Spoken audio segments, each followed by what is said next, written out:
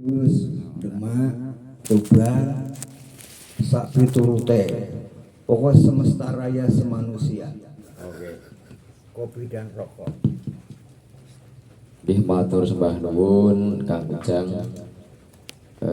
bersama sinten Kang niki Cepot, Kang Cepot. Nah ini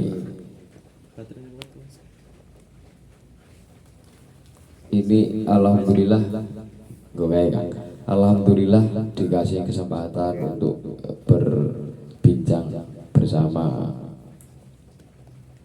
dan ngobrol mengenai apa Kang mau definisi kopi dan rokok ala anak-anak muda atau ala anak milenial di zaman sekarang. Nek menurut kula kopi itu adalah instrumen yang mana di dalam bahasa jagongan anak-anak muda bahkan dewasa maupun tua itu namanya kan ngopi. Dan ngopi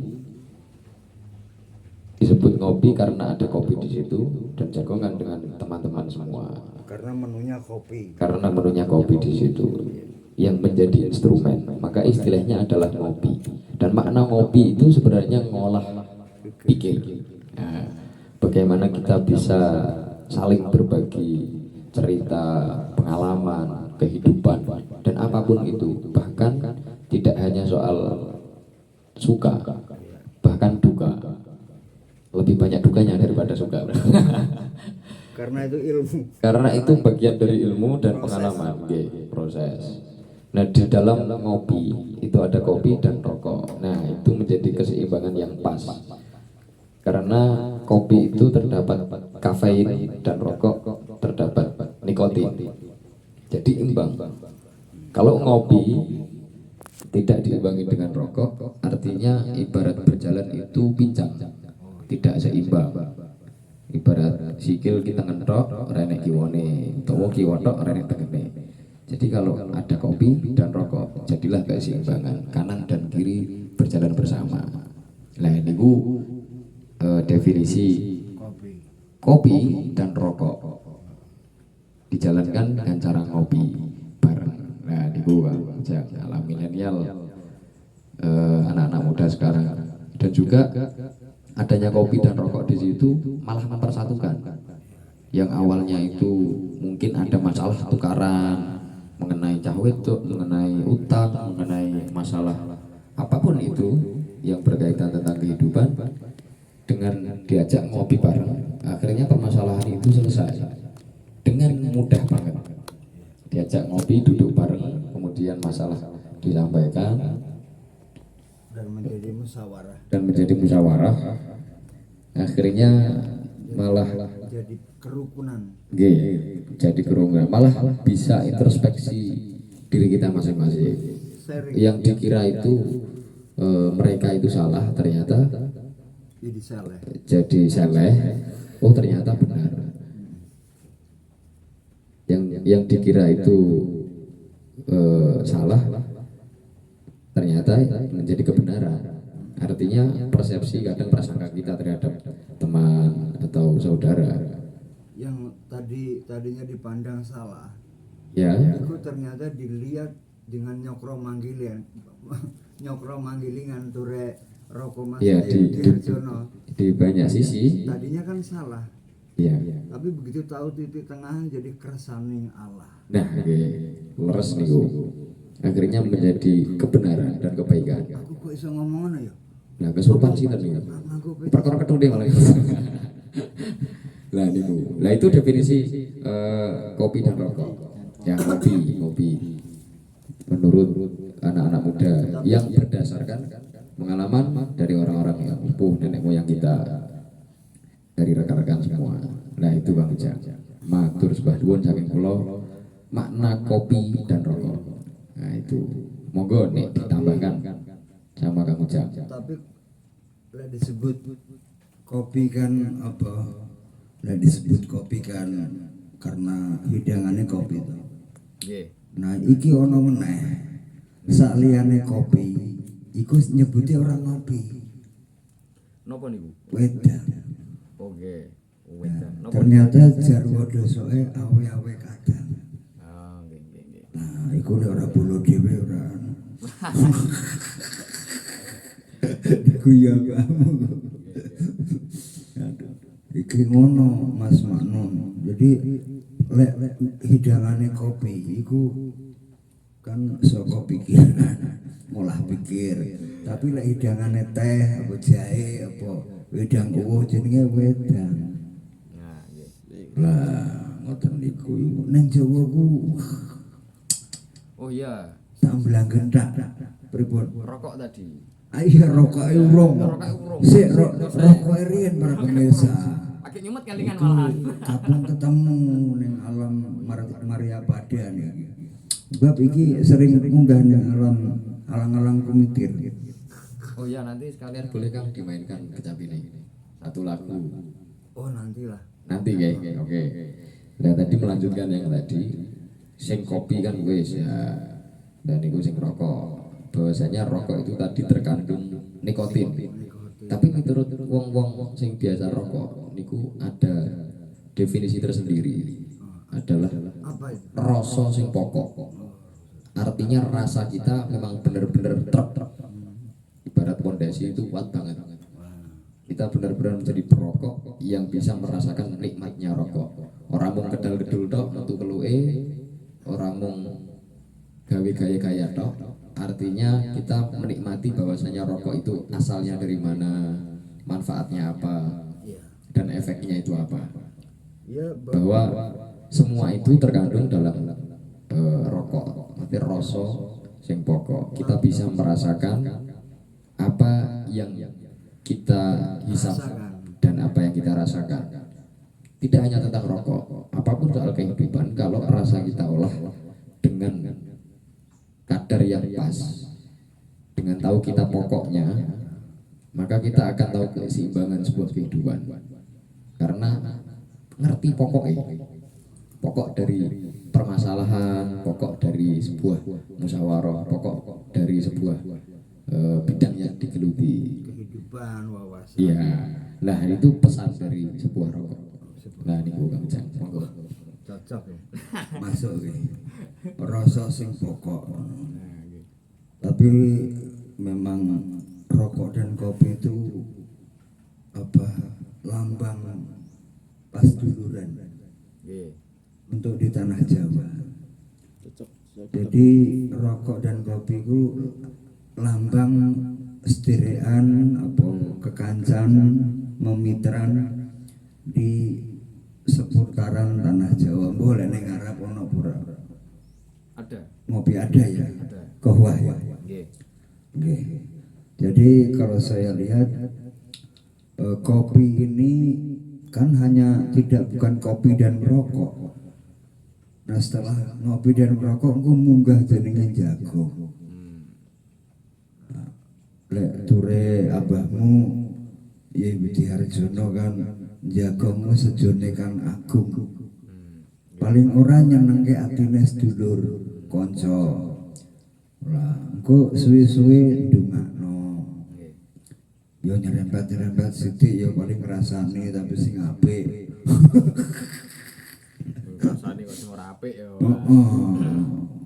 Mergo bedone wong sing kulino jagong mbek sing ora jagong ana Gus. Nah, nggih. Lek sing kulino jagong meh ngrasani liyane ku sing ora pati pas iku ewuh. Iya. Tapi lek sing ora kulino jagong tur ngopine kurang aduk. Kopine tur kurang kental sisa. Iku paling seneng rasane sing ora pas. Bas. Lah, Eleke wong. tapi lek sing kulino jagong, waduh amit sewu kula mboten kober nggih. Wong kula mikiri nggih tumbas rokok kalih kopi niki kula mikir tenanan. Jadi ora kober. Coba. Ditambah neh jagong mau jebule iku budaya sapa? Budaya pondok. Iya, pondok pesantren. Coba. Engko lek wis tekan pondok kan biasanya lek bar ngaji kae jagong. Engko Pak Yani takok, misalnya ya imam misalnya. apa le sing urung ngerti tekonono saiki bebas mau kan majelis ilmu toh. Nah, disitulah konteks relaksasi antara guru dan murid atau sesama murid, kakak dan adik. Koneksi guru dan murid. Betul. Jadi Dia terhubung gitu. bahasa lafal mbak bahasa kolbunya nyambung. Oke. Jadi corone ku nalariah mbak naluriah itu jadi paham ku. Orang mau siji kan ngerti sih. Nah, bar ngerti ku hafal. Engko wis hafal terus pinter. Ya, pinter. Wis pinter. Nah, tingkat paham kan proses. Prosesnya. Lah, wong ora ujug-ujug rokok iki tekan kene kan kudu tuku sik Pak motor merono. Lagi rokok tekan kene. Coba. Man suwe-suwe turu dhewe Mas Manon. Kaya ora. Kayak dongeng iki. Jadi begitulah ceritanya pada sore hari ini.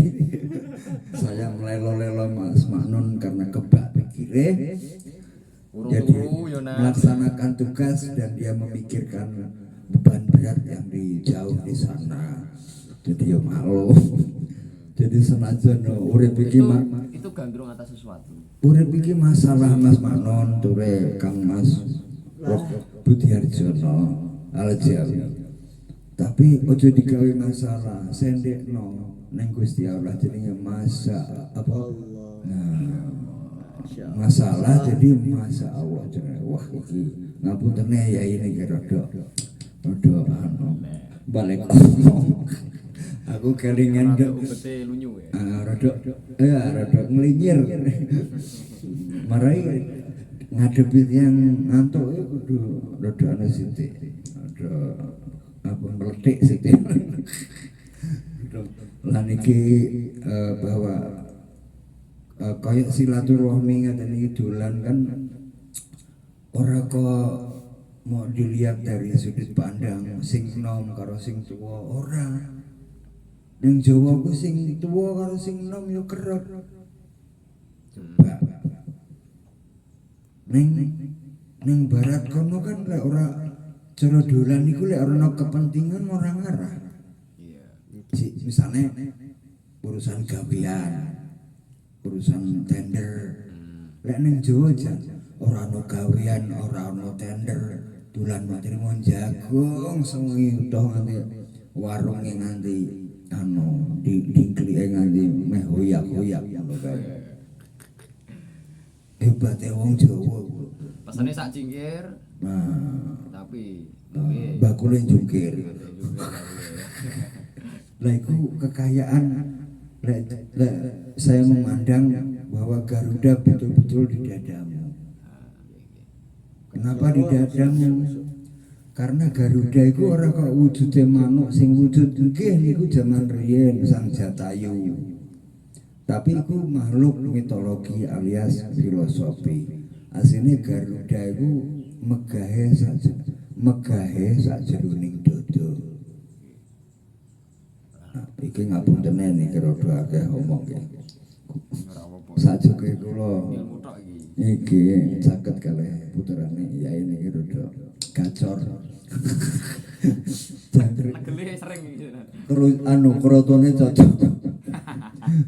Jadi ternyata guys. Berarti Garuda itu megahe sajroning apa? Wong Jawa kok ora sugih lah tapi ora duwe lah tapi apa ya semesta. Grapia, Sumeh apa tidak dia berbagi atau sedekah itu tidak harus aku duwe sih. Nah, ora mikir ngono. Nggih. Apalagi yang kaya kebangetan sing ora kaya ora sugih wae anu kok berdharma kok mergo sugih niki suwe ning kepanggih. Nah muga-muga pinanggih. Jadi kembali ke Garuda bahwa Garuda itu memang melambang negara tapi lebih dalam lagi niku ke ati kok. Jadi betul-betul kan Garuda itu titiannya Wisnu, Sang Wisnu di pewayangan. Jadi betul-betul bahwa jiwa Nusantara itu anda pasor DP wonge biasa, wonge ngerutu ono ning sawah, tapi alpate 15. Ketoke sing turu wae angen-angen. Mbah meh bangun omah apa meh gawe omah nondi ya gitu cocoke.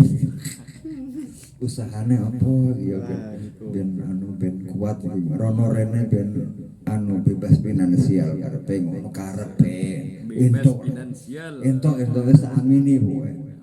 Aku guring-guring lah bojo lali ya. Rakyatan ciprat kaitik ya. Nah, kembali ke bahwa Nusantara itu bangsa yang sosial dalam arti apa ya kemegahannya ora ketok tapi nyoto.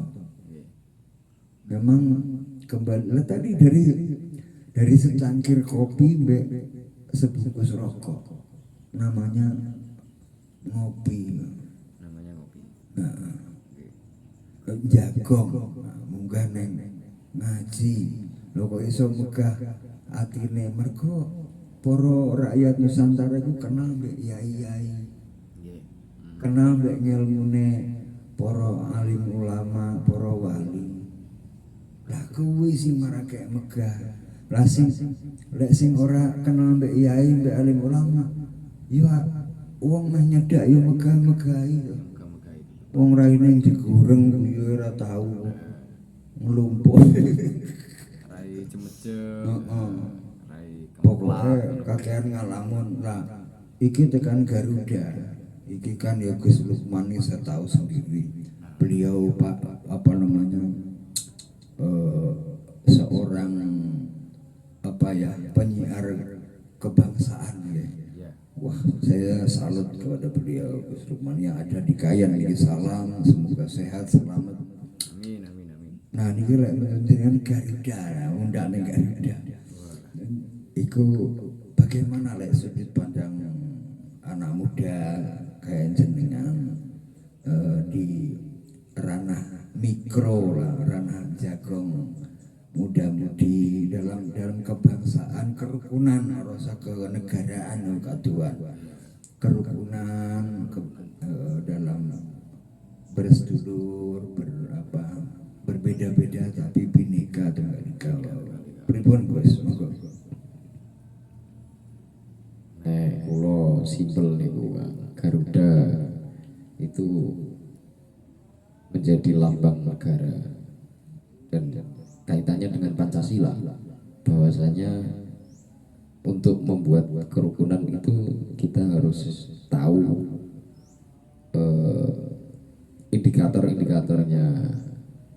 Nah, indikator itu caranya atau alat untuk mempersatukan, rumus untuk membuat kerukunan ya sesuai dengan Garuda Pancasila, bahwasanya kita itu punya keyakinan yang satu, punya keyakinan ya terutama kepada Tuhan yang Maha Esa yang mesti ini gue ya.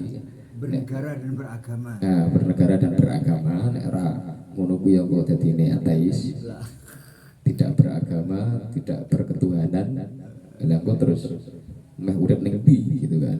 Bahwasanya masa gak mempercayai adanya Tuhan, adanya pangeran, bahwasanya pangeran yang menciptakan segala sesuatu.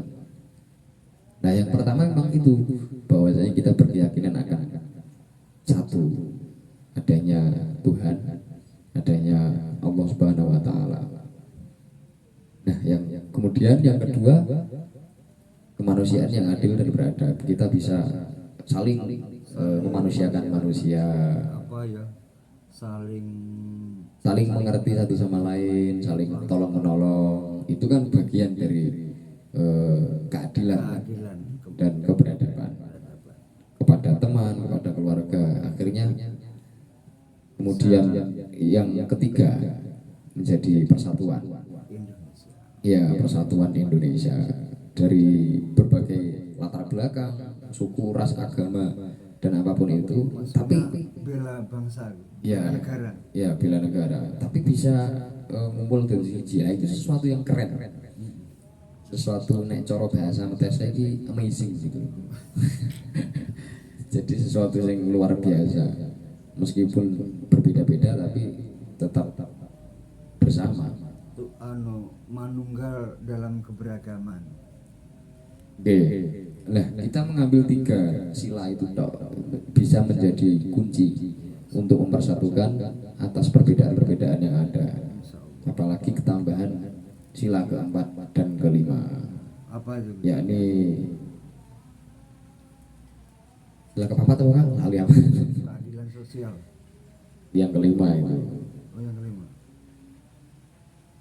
Yang keempat permusyawaratan perwakilan. Permusyawaratan Ya, permusyawaratan perwakilan. Jadi demokrasi lah. Nah, yang keempat kita juga bermusyawarah. Juga lah jagong nih wow masuk ke dalam sila keempat. Ya kan? Jagong oi. Jagong nih wow. Sila keempat. Bahwasanya kita juga menghargai pendapat orang lain. Kadang kita suka maunya sendiri, seneng ngomong tapi ra seneng ngrungokke. Nah, kuwi sing angel. Pengen ngomong dhewe. Lebih amre bersatu nek ngono kuwi. Saya sing ngrungokno turu. Nah, Ketoke silir-silir sih sana. nggih. Ketoke apa nyaman lah. Nggih. Kayak nang villa we. Nggih. Dan niku kerakyatan yang dipimpin oleh hikmat. Terus keadilan. Kemudian yang kelima adalah keadilan sosial. Kemudian keadilan sosial bagi seluruh rakyat Indonesia. Jadilah itu indikator yang benar untuk mempersatukan atas semua perbedaan. Jadilah namanya kedamaian. Nah, niku pokoknya rukun niku yang paling penak atas semua permasalahan.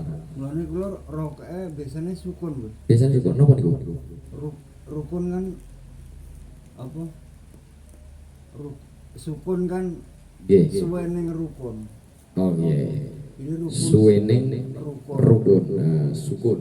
Aku rawan sing guyong sedaya umate iku Oh iya. Nah, iku ning ngene lingkup tersendiri Mas ya. Nah, ini kok ngojang. Saya memaknai Garuda sebagai lambang negara, artinya kita memang dituntut untuk bisa mempersatukan dan menciptakan kerukunan dan kedamaian ya, itu tadi. yang berlandaskan Pancasila itu tadi, berdasarkan Pancasila. Dan Pancasila itu diambil bukan sembarang pendapat atau pemikirannya orang-orang terdahulu, tidak sembarangan, karena itu berdasarkan Al-Quran, hadis, ijma dan qiyas. Artinya memang benar-benar Iku riset yang matang. Poro-poro Godokan para wali, para ulama, dan itu menjadi Pancasila. Makanya ideologi itu sampai dari dulu sampai sekarang pun nggak bisa diubah. Nah, ini melantunkan instrumen yang sangat fenomenal. Tidak banyak orang bisa melakukan kesenian ini, kecapi. Pun ini alat musik kecapi yang bisa memainkan juga mulai luntur. Makanya monggo anak-anak muda belajar bagaimana memainkan kecapi ini. Nah, ini pemain kecapinya Kang Ujang, Maestro of Kecapi. Makanya julukannya Mang Ujang Kecapi. karena sering ngecapi. Karena sering kecapi. Nah, ini nek macam-macam Kang Ujang siap-siap ndasmu dikecapi. Menjadi alunan nada, menjadi alunan irama sing mbuh piye iki. Benar Kang. Deng dulu sih. Nah, ini bentar ya, ini Kang Ujang lagi mempersiapkan. muda untuk DP untuk mendekati para seniman-seniman, karena dari seniman-seniman itu kita bisa mempertemukan pencerahan-pencerahan dan keindahan. Kita tahu keindahan itu dan kita tahu sudut pandang yang pas dari seniman-seniman itu. Makanya apa yang dimainkan oleh seniman itu merupakan budaya yang sangat luas dan patut kita lestarikan, karena tidak ada yang namanya seniman itu mengajarkan tukaran, mengajarkan saling jotos, kemudian mengajarkan keburukan. Tidak ada. Orang enek ceritane gelut antar seniman orang tau enek. Untuk kecil pemain kecapi tidak pernah ada masalah ketika mengalami masalah pemain kecapi itu terus calon-calon kecapi, teman-teman kecapi, orang mungkin gitu. Orang enek ceritane. Nah itu menjadi pembelajaran juga, meskipun seniman-seniman itu yang dimainkan itu berbeda-beda, tapi mereka bisa bersatu. Ono kecapi, ono gong, ono drum, ono gitar, ono gamelan, dan sebagainya. Tapi di situ bersatu kemudian menjadi alunan irama yang sangat indah. Menjadi harmoni. Itu kalau disajikan, wah, mengguncang dunia ya. Nah, ini Kang Ujang lagi mempersiapkan